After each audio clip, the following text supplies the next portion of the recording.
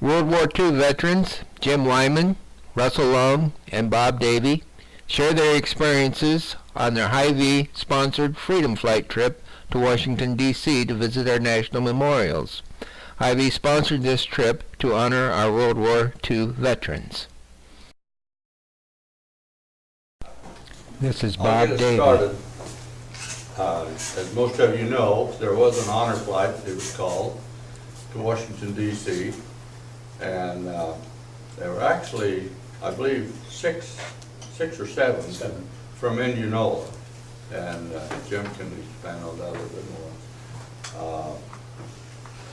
Why don't we, first I want to tell, one of the questions we get asked is, well, how did you find out about this?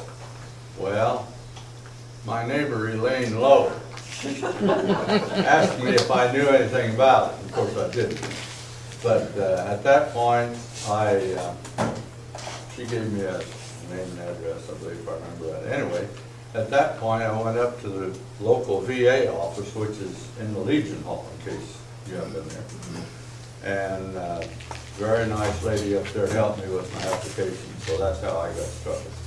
And I think all three of us are a little bit different story on that. So Jim, This is Jim Wyman.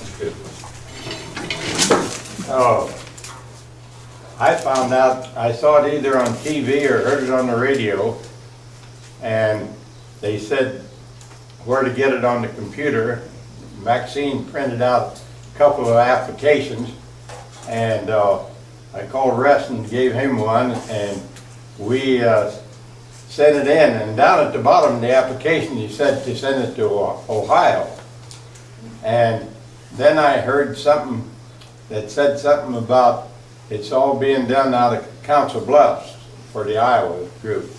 And they had a phone number. So I called out there, and he said, well, I know that was down at the application, but could you make another one and send it to me? And gave me his address. So we had two applications going, and evidently it worked because we were on the flight. And we